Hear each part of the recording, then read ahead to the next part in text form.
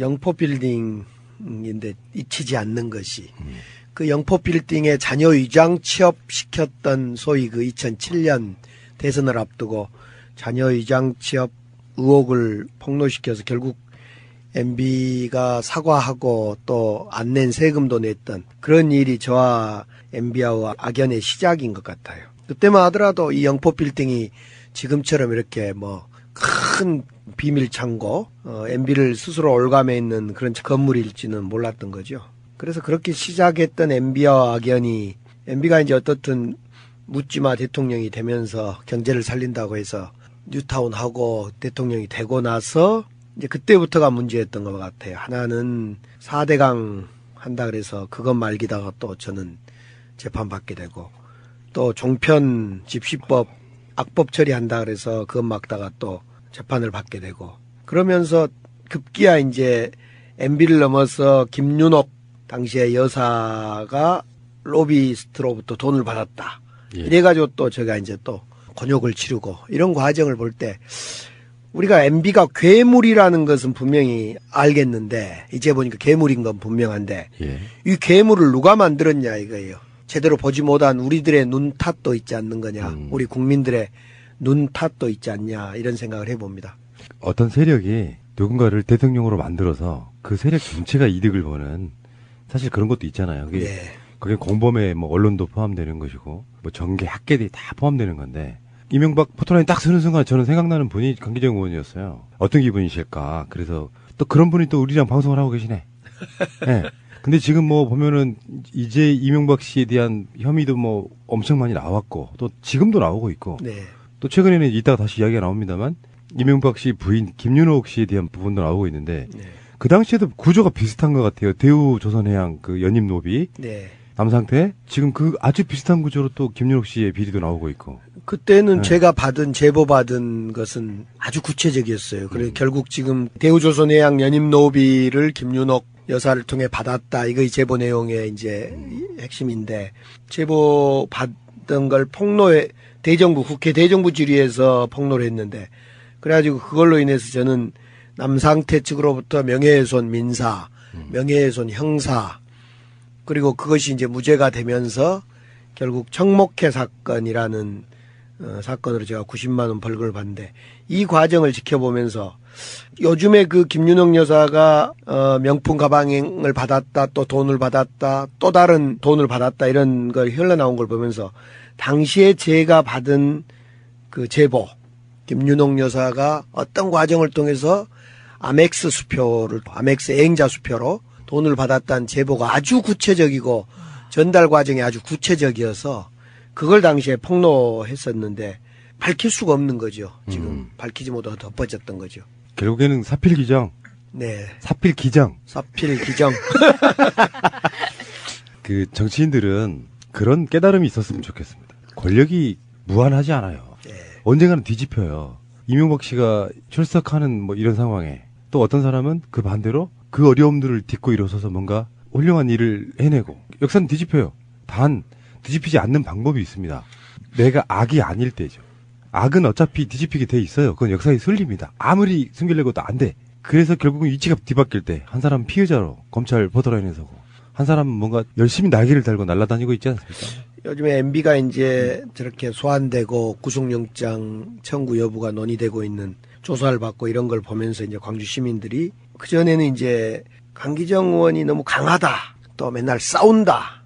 그래서 사실은 강하고 싸운 얘기의 거의 60% 이상은 이명박 정부 때 MB하고 관계거든요. 그렇죠. 그리고 나머지 한 30% 정도가 박근혜 정부 때 이야기고.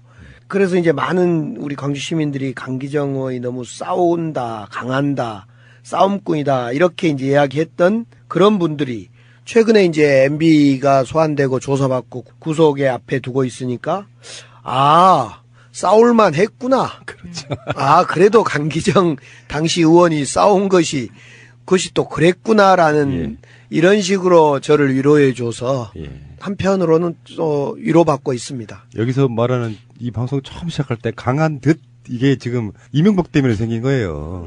강한 듯 하지만 우리 따뜻한 남자. 잘 알겠습니다. 당시 기사를 좀 찾아보면요. 예. 김은옥 여사가 직접 강기정 의원을 거론하면서 굉장히 화를 냈었던 당시에 진짜 제대로 공격 한번 하셨었네요. 아이, 그때는 막 그냥 청와대도 뒤집어졌고 국회도 뒤집어지고 제가 그날 그 기억을 하는데요. 그날 이제 보통 대정부 질의하면 장관 총리를 놓고 질문을 하지 않습니까? 그리고 대정부 질의하면 요즘에는 대정부 질의가 또 많고 그래서 온라인 오프상에서 아니 온라인상에서 중계도 해주고 그래서 안 옵니다만 예전에는 대정부 질의하면 딱 지역구 분들을 초청해서 자랑을 합니다. 이렇게 방청석에 모셔놓고 그 자기 대정부 질의하면 방청석에 불러서 지역에서 와서 이렇게 보기도 하고 그날 저도 이제 대정부 질의를 앞두고 지역에서 제 그 유권자들이 응원도 왔어요. 버스로 한 차 와서. 근데 그날 이 대정부 질의를 하고 나서 국회며 청와대며 뭐 모든 언론이며 그냥 뒤집어진 거죠. 막. 예, 그 기억이 그 대정부 질의 이후에 어떻게 될지는 제가 생각을 안 해봤는데 그 뒤로 저의 강한 남자가 된 거죠. 그러니까 강한 남자. 당시에 김윤옥이 했던 이야기가 되게 웃겨요. 내가 기도 열심히 하고 신앙이 깊은 사람인데 사람을 잘못 봤다. 돈을 받아서 쓰려고 했다면 재산을 뭐하러 헌납했겠느냐. 맞아. 야, 그 명언이었어요. 맞아요. 그래요. 나 진짜 어처구니가 없는 분들. 왜 우리가 웃는지는 뭐 우리 방송 들으시는 분들은 다 아실 테니까요. 어쨌건, 야, 그거 한번 다시 이번에 알려줘야 되겠구만요. 저, 김윤옥 조사 받는 지금 과정에서. 지금 조사 받겠죠, 김윤옥? 가장 비열한 방식은 재산을 헌납하겠다가 선거에 굉장히 중요한 공약 중에 하나였는데 2년 지나도록 헌납을 안 합니다. 왜 안 하냐, 여론이 빗발치니까 결국은 재단 만들어서 사위가 관리하게끔 만들고 청계재단에서 나오는 수익은 자기 빚을 갚는 뭐하러 헌납하겠느냐. 이 사람은 평생이 그런 거야. 실소유주. 법률상 소유주는 아닌데 사실상의 그 모든 게 다 실소유주야. 자, 알겠고요. 이명박 씨가 지금까지 보여주는 모습은 비열하다 그럴까요? 자기 비리는 다 자기 측근들이 자기들 죄를 감경받으려고 거짓말하고 있는 거고 영포 빌딩에서 나온 청와대 문건도요. 예. 조작됐다고 해요. 그러니까. 그럼 뭐 어떻게 하라는 거야, 지금? 아마 MB는 지난 4년 박근혜 정부 때 박근혜 대통령 정권이 자기를 아무 건들지 않으니까 그냥 자기 세상이었죠, 지금까지. 그러다가 이제 이번에 제대로 수사를 받는데 제가 그래서 여러 번에 걸쳐서 이명박 측 가까운 사람, 사실은 이명박 측 가까운 사람 또 저랑 같이 정치했던 분들이 있었는데 제가 그런 이야기를 했죠. 내가 볼 때는 아무래도 MB는 갈 때까지 갈 것 같으니 국민한테 사과하고 빨리 고백하는 것이 이 문제를 오히려 빨리 풀고 이명박 측으로 보면 피해를 덜 하는 것 아니냐라는 조언들을 제가 해줬는데 전혀 그런 말이 통하지가 않더라고요. 어떻게 될까요, 의원님? 구속. 지금 우리 오늘 나간 방송에서는 구속 영장을 언제 칠 거다 내기도 했는데.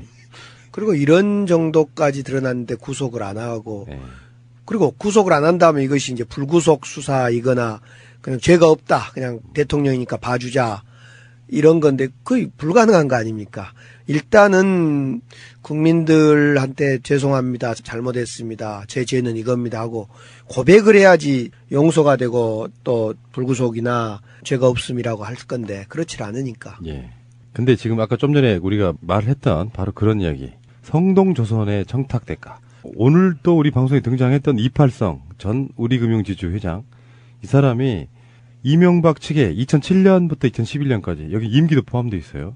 22억 5천만 원을 건넸는데 우린 나름대로 그걸 이제 추측을 해봤었거든요. 이게 김윤옥한테 얼마가 갔으며 이상주가 일부 가져갔을 거다 뭐 여러 가지 있는데 전체적으로 이상득 포함해가지고 22억 5천만 원이 건네졌는데 이 중에 김윤옥 여사에게 5억 원 정도가 건네졌고 그 5억 원 중에 일부는 이팔성 이상주 통해서 줬고 이런 것 같아요. 예를 들면 2억 정도를 이상주가 김윤옥에게 전달하니까 한번 보시자 마. 내가 다 기부한 사람인데 내 이런 걸 받겠어요? 직접 보시죠 뭐 하니까 나머지 이제 그 전체 5억 원 중에 또 뭐 5억 원을 주려고 그랬다기보다 한 번은 간접적으로 받고 한 번은 직접적으로 받은 것 같다. 뭐 이런 보도가 나오고 있습니다. 정두원 씨의 그 경천 동지할 일이라는 부분이 있잖아요, 의원님. 예. 의원님하고 이야기를 먼저 시작했으니까 그 이야기를 한 번 더 해야 되겠네요. 명품 백에 네. 외화를 가득 담아서 네. 전달했을 가능성이 있다는 보도가 엊그저께 나왔었잖아요. 그렇습니다. 지금 이게 주체는 완전히 다르죠. 지금 이게 이팔성으로부터 받은 돈도 다르고 대우조선해양도 지금 다르고 그리고 그 명품백에 돈 붙였다는 건 뉴욕의 한인 사업가니까. 예. 김윤옥 씨도 굉장히 이런 식으로 뭔가 하는 걸 굉장히 좋아하시는 분이시네요. 예. 결론적으로 말하면. 그 뉴욕 한인 사업가가 돈을 줬고 그것 때문에 나중에 사업권을 요구했고 이것을 수습한 과정이 있었다. 이것이 놀랄만한 사건 중에 하나일 수도 있을 것 같아요. 저는 그런 생각을 해봤고요. 그다음에 지금 이팔성 우리금융회장 지주회장이 줬다는 이것은 사실은 뇌물성 성격의 돈이라고 봐야 되는 거죠. 왜냐하면 법정관리, 성동조선의 법정관리 문제를 피하기 위한 과정에 받은 돈으로 보여지기 때문에 아마 그래서 이런 성동조선, 그 다음에 뉴욕 한인 사업가로부터 받은 돈, 또 여러 가지 제가 그때 폭로했던 대우조선해양으로부터 아멕스 수표를 다발로 받았다. 저는 그때 이제 그렇게 폭로를 했단 말입니다. 이 아멕스 수표라는 것이 저도 몰랐는데 그 여행자 수표라고 하구만요. 여행자들이 외국 갈 때 가지고 다니기 쉽게 한국 그 보통 수표하고 달리 여행자 수표는 그냥 이렇게 뭐 서명도 없이 쓸 수 있는 그래서 이제 그런 것들이 사실은 지금 조사가 안 돼서 그렇지 참 많을 거라고 생각되어지는 거죠. 그 명품백 안에 그 아멕스 수표가 들어간 게 아닐까요? 아니 왜냐면은 그게 네. 명품백이 아무리 커도 예. 한화로는 뭐 설명이 안 되고 또 외화는 뭐 우리가 100달러 외에도 더 큰 게 있다 그러더라고요. 근데 네. 그게 아멕스 수표식이라고 그러면 수십억 원도 담을 수 있는 거 아니에요? 그렇죠. 100달러짜리로는 얼마 못 담죠. 그것은 예, 얼마 못 담을 것 같고. 그래 저도 그 아멕스 수표를 직접 국회 지점 농협은행에서 한번 발행을 해봤어요. 물론 제가 그때 10만 원짜리를 그냥 발행해봤는데 그걸 우연히 최근 이렇게 짐을 정리하다가 그걸 가지고 있었더라고요. 제가. 그러면 그걸 사용할 수 있는지 내가 그걸 좀 확인해 보라 했어요. 제가 10만 원 주고 당시에 아멕스 수표를 끊어봤어요. 예. 부인한테 이렇게 로비하면은 통했었나 보죠. 그때는 저도 이제 대우조선해양 그 로비 사건을 쭉 제보받고 그 추적할 때 김윤옥 여사 쪽이었거든요. MB 쪽이 아니라. 그러니까 김윤옥 여사 쪽으로 가는 그 로비 통로. 그러니까 더 정확하면 김재정.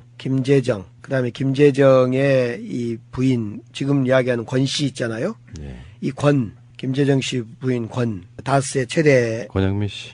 최대 주주였던 이 권 씨가 요 김윤옥 여사하고 또 말이 통했다 그러네요. 예. 그래서 그때 노비 통로했다. 뭐 좀 여담입니다만 정치인이고 뭐 기업인이고 결혼 생활 해보면은 오랜 시간 동안 결국은 남편이 부인의 영향을 많이 받아요. 예를 들어서 뭐 그런 일이 생기면 여보 당신 그러면 안 되라고 견제를 좀 해주면서 네. 그러면 부패가 확실히 줄어들 텐데 부인이 이런 지금 드러난 전력만이에요.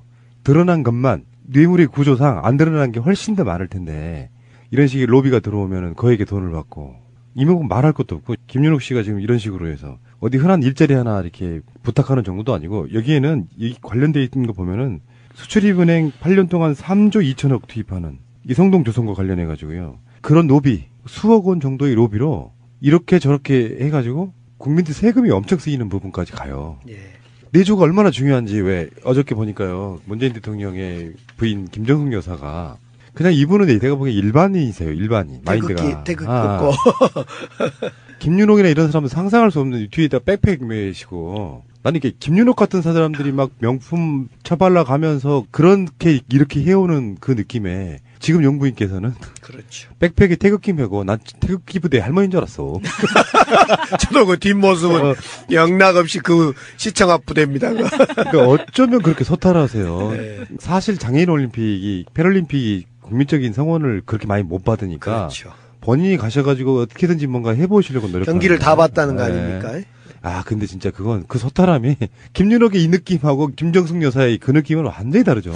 그러니까 저도 정치인으로 쭉 지내고 있습니다만 정치인에게 가족, 정치인에게 부인 이건 엄청 중요할 것 같아요. 정치인에게 가족이란 건 잘못하면 가족에 둘러싸이고 가족 때문에 비리와 부패의 대상자로 전락할 가능성이 높아요.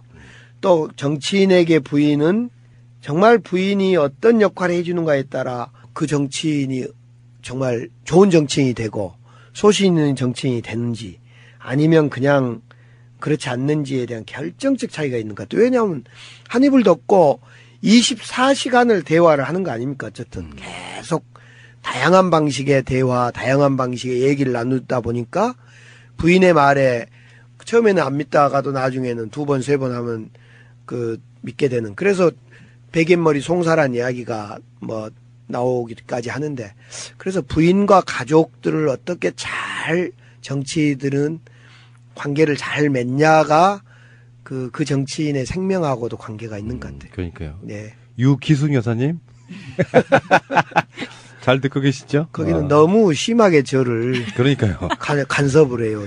그냥 좀 놔둬도 될 건데. 애청자 여러분, 제가 왜 이렇게 웃는 줄 아세요? 실제로 유기숙 여사님 한번 나오고 나서 강기정 의원께서 경기를 일으키셨어요. 예, 다시는 나가지 말자 그랬어요. 나가면 안 된다. 지금 저 대신 이렇게 저는 방송하고 있지만은 저 대신요 농협 보답대회라고 있어요. 그러니까 농협에서 주최하는 이렇게 주민들 위로하는 행사 이런 데 다 다녀요. 저 대신. 네. 소송에서는 구속영장을 언제 칠 거다 뭐 내기도 했는데. 그리고 이런 정도까지 드러났는데 구속을 안 하고 그리고 구속을 안 한다면 이것이 이제 불구속 수사이거나 그냥 죄가 없다. 그냥 대통령이니까 봐주자. 이런 건데 거의 불가능한 거 아닙니까? 일단은 국민들한테 죄송합니다. 잘못했습니다. 제 죄는 이겁니다 하고 고백을 해야지 용서가 되고 또 불구속이나 죄가 없음이라고 할 건데 그렇지 않으니까. 예. 근데 지금 아까 좀 전에 우리가 말했던 바로 그런 이야기. 성동조선의 청탁대가. 오늘 또 우리 방송에 등장했던 이팔성 전 우리금융지주 회장. 이 사람이 이명박 측에 2007년부터 2011년까지 여기 임기도 포함되어 있어요.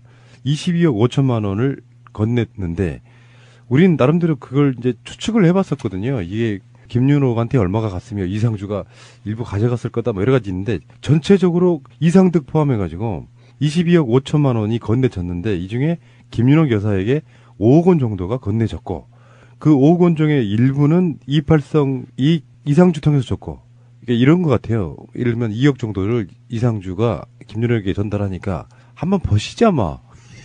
내가 다 기부한 사람인데 내 이런 걸 받겠어요? 직접 보시죠 뭐 하니까 나머지 이제 그 전체 5억 원 중에 또 뭐 5억 원을 주려고 그랬다기보다 한 번은 간접적으로 받고 한 번은 직접적으로 받은 것 같다. 뭐 이런 보도가 나오고 있습니다. 정두원 씨의 그 경천 동지할 일이라는 부분이 있잖아요, 의원님. 예. 의원님하고 그 이야기를 먼저 시작했으니까 그 이야기를 한 번 더 해야 되겠네요. 명품 백에 외화를 가득 담아서 전달했을 가능성이 있다는 보도가 엊그저께 나왔었잖아요. 그렇습니다. 지금 이게 주체는 완전히 다르죠. 지금 이게 이팔성으로부터 받은 돈도 다르고 대우조선해양도 지금 다르고 그리고 그 명품백에 돈 붙였다는 건 뉴욕의 한인 사업가니까. 김윤옥 씨도 굉장히 이런 식으로 뭔가 하는 걸 굉장히 좋아하시는 분이시네요. 결론적으로 말하면. 그 뉴욕 한인 사업가가 돈을 줬고 그것 때문에 나중에 사업권을 요구했고 이것을 수습한 과정이 있었다. 이것이 놀랄만한 사건 중에 하나일 수도 있을 것 같아요. 저는 그런 생각을 해봤고요.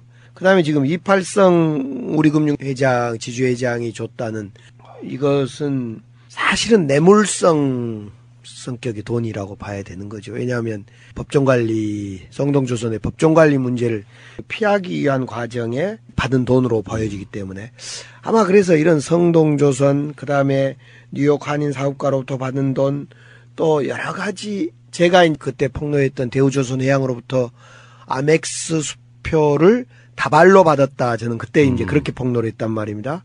이 아멕스 수표라는 것이 저도 몰랐는데 그 여행자 수표라고 하구만요. 여행자들이 외국 갈 때 당시에 제가 받은 그 제보, 김윤옥 여사가 어떤 과정을 통해서 아멕스 수표를, 아멕스 여행자 수표로 돈을 받았다는 제보가 아주 구체적이고 전달 과정이 아주 구체적이어서 그걸 당시에 폭로했었는데 밝힐 수가 없는 거죠. 지금 밝히지 못하고 덮어졌던 거죠. 결국에는 사필기정. 네. 사필기정. 사필기정. 그 정치인들은 그런 깨달음이 있었으면 좋겠습니다. 권력이 무한하지 않아요. 예. 언젠가는 뒤집혀요. 이명박 씨가 출석하는 뭐 이런 상황에 또 어떤 사람은 그 반대로 그 어려움들을 딛고 일어서서 뭔가 훌륭한 일을 해내고 역사는 뒤집혀요. 단 뒤집히지 않는 방법이 있습니다. 내가 악이 아닐 때죠. 악은 어차피 뒤집히게 돼 있어요. 그건 역사의 순리입니다. 아무리 숨기려고 해도 안 돼. 그래서 결국은 위치가 뒤바뀔 때 한 사람은 피해자로 검찰 보더라인에 서고 한 사람은 뭔가 열심히 날개를 달고 날아다니고 있지 않습니까? 요즘에 MB가 이제 저렇게 소환되고 구속영장 청구 여부가 논의되고 있는 조사를 받고 이런 걸 보면서 이제 광주 시민들이 그전에는 이제 강기정 의원이 너무 강하다. 또 맨날 싸운다. 그래서 사실은 강하고 싸운 얘기의 거의 60% 이상은 이명박 정부 때 MB하고 관계거든요. 그렇죠. 그리고 나머지 한 30% 정도가 박근혜 정부 때 이야기고. 그래서 이제 많은 우리 광주 시민들이 강기정 의원이 너무 싸운다, 강한다, 싸움꾼이다 이렇게 이제 이야기했던 그런 분들이 최근에 이제 MB가 소환되고 조사받고 구속에 앞에 두고 있으니까 싸울만 했구나. 그렇죠. 그래도 강기정 당시 의원이 싸운 그것이 또 그랬구나라는 예. 이런 식으로 저를 위로해줘서 예. 한편으로는 또 위로받고 있습니다. 여기서 말하는 이 방송 처음 시작할 때 강한 듯 이게 지금 이명박 때문에 생긴 거예요. 강한 듯 하지만 우리 따뜻한 남자. 잘 알겠습니다. 당시 기사를 좀 찾아보면요. 예. 김은옥 여사가 직접 강기정 의원을 거론하면서 굉장히 화를 냈었던 당시에 진짜 제대로 공격 한번 하셨었네요. 그때는 막 그냥 오. 청와대도 뒤집어졌고 국회도 뒤집어지고 제가 그날 그 기억을 하는데요. 그날 이제 보통 대정부 질의하면 장관 총리를 놓고 질문을 하지 않습니까? 그리고 대정부 질의하면 요즘에는 대정부 질의가 또 많고 그래서 온라인 온라인상에서 중계도 해주고 그래서 안 옵니다만 예전에는 대정부 질의하면 딱 지역구 분들을 초청해서 자랑을 합니다. 이렇게 방청석에 모셔놓고 자기 대정부 질의하면 방청석에 불러서 지역 영포 빌딩인데 잊히지 않는 것이 그 영포 빌딩에 자녀 위장 취업시켰던 소위 그 2007년 대선을 앞두고 자녀 위장 취업 의혹을 폭로시켜서 결국 MB가 사과하고 또 안 낸 세금도 냈던 그런 일이 저와 MB와 악연의 시작인 것 같아요. 그때만 하더라도 이 영포 빌딩이 지금처럼 이렇게 큰 비밀 창고, MB를 스스로 올감해 있는 그런 건물일지는 몰랐던 거죠. 그래서 그렇게 시작했던 MB와 악연이 MB가 이제 어떻든 묻지마 대통령이 되면서 경제를 살린다고 해서 뉴타운 하고 대통령이 되고 나서 이제 그때부터가 문제였던 것 같아요. 하나는 4대강 한다 그래서 그것 말기다가 또 저는 재판받게 되고 또 종편 집시법 악법 처리한다 그래서 그것 막다가 또 재판을 받게 되고 그러면서 급기야 이제 MB를 넘어서 김윤옥 당시에 여사가 로비스트로부터 돈을 받았다. 예. 이래가지고 또 제가 이제 또 곤욕을 치르고 이런 과정을 볼 때 우리가 MB가 괴물이라는 것은 분명히 알겠는데 이제 보니까 괴물인 건 분명한데 예. 이 괴물을 누가 만들었냐 이거예요. 제대로 보지 못한 우리들의 눈 탓도 있지 않는 거냐. 우리 국민들의 눈 탓도 있지 않냐 이런 생각을 해봅니다. 어떤 세력이 누군가를 대통령으로 만들어서 그 세력 전체가 이득을 보는 사실 그런 것도 있잖아요.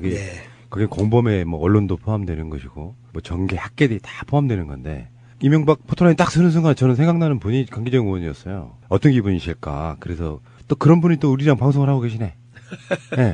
근데 지금 보면은 이제 이명박 씨에 대한 혐의도 엄청 많이 나왔고 또 지금도 나오고 있고 또 최근에는 이따가 다시 이야기가 나옵니다만 이명박 씨 부인 김윤옥 씨에 대한 부분도 나오고 있는데 그 당시에도 구조가 비슷한 것 같아요. 대우조선해양 그 연임 노비 남상태 지금 그 아주 비슷한 구조로 또 김윤옥 씨의 비리도 나오고 있고 그때는 제가 제보 받은 것은 아주 구체적이었어요. 그래서 결국 지금 대우조선해양 연임 노비를 김윤옥 여사를 통해 받았다. 이거 제보 내용의 이제 핵심인데 제보 받던 걸 국회 대정부 질의에서 폭로를 했는데 그래가지고 그걸로 인해서 저는 남상태 측으로부터 명예훼손 민사, 명예훼손 형사 그리고 그것이 이제 무죄가 되면서 결국 청목회 사건이라는 사건으로 제가 90만 원 벌금을 받는데 이 과정을 지켜보면서 요즘에 그 김윤옥 여사가 명품 가방을 받았다, 또 돈을 받았다, 또 다른 돈을 받았다 이런 걸 흘러나온 걸 보면서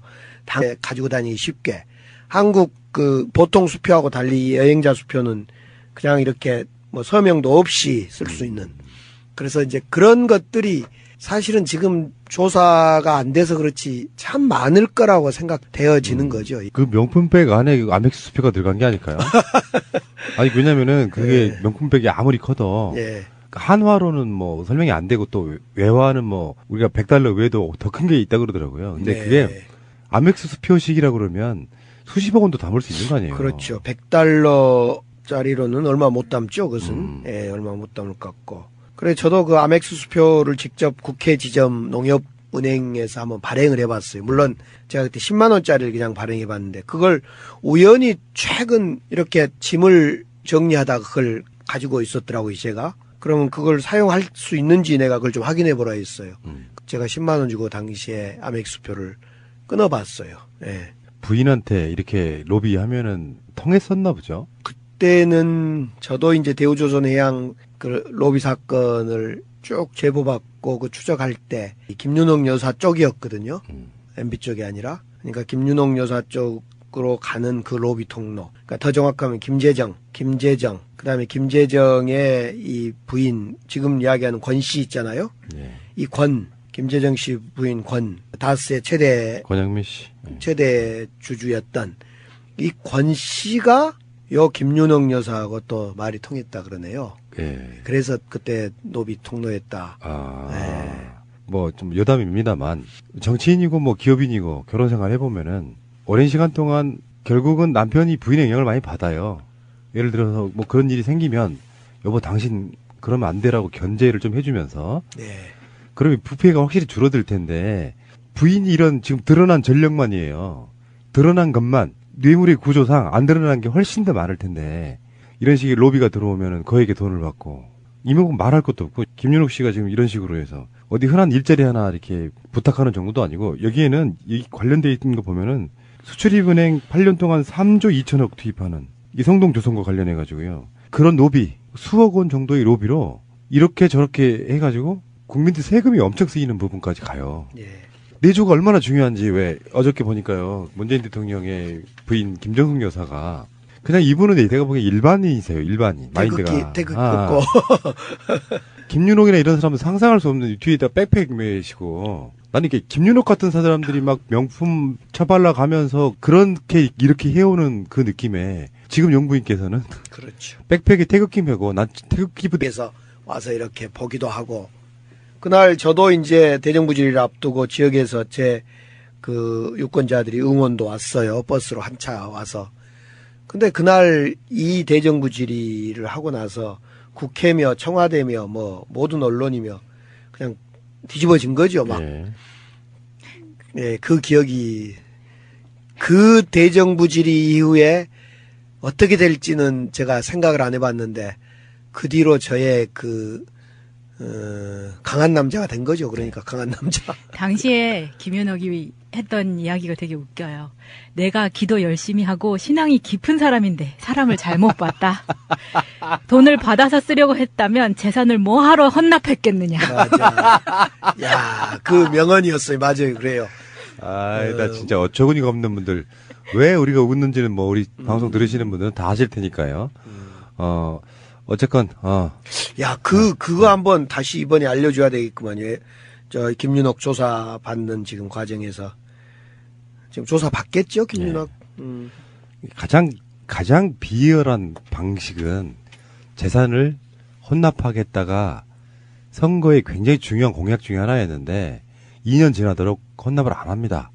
왜 안 하냐 여론이 빗발치니까 결국은 재단 만들어서 사위가 관리하게끔 만들고 청계재단에서 나오는 수익은 자기 빚을 갚는 뭐하러 헌납하겠느냐. 이 사람은 평생이 그런 거야. 실소유주. 법률상 소유주는 아닌데 사실상의 그 모든 게 다 실소유주야. 자, 알겠고요. 이명박 씨가 지금까지 보여주는 모습은 비열하다 그럴까요? 자기 비리는 다 자기 측근들이 자기들 죄를 감경받으려고 거짓말하고 있는 거고 영포 빌딩에서 나온 청와대 문건도요. 예. 조작됐다고 해요. 그러니까. 그럼 뭐 어떻게 하라는 거야 지금? 아마 MB는 지난 4년 박근혜 정부 때 박근혜 대통령 정권이 자기를 아무 건들지 않으니까 그냥 자기 세상이었죠, 지금까지. 그러다가 이제 이번에 제대로 수사를 받는데 제가 그래서 여러 번에 걸쳐서 이명박 측 가까운 사람, 사실은 이명박 측 가까운 사람 또 저랑 같이 정치했던 분들이 있었는데 제가 그런 이야기를 했죠. 내가 볼 때는 아무래도 MB는 그 갈 때까지 갈 것 같으니 국민한테 사과하고 빨리 고백하는 것이 이 문제를 오히려 빨리 풀고 이명박 측으로 보면 피해를 덜 하는 것 아니냐라는 조언들을 제가 해줬는데 전혀 그런 말이 통하지가 않더라고요. 어떻게 될까요, 의원님? 구속. 지금 우리 오늘 나간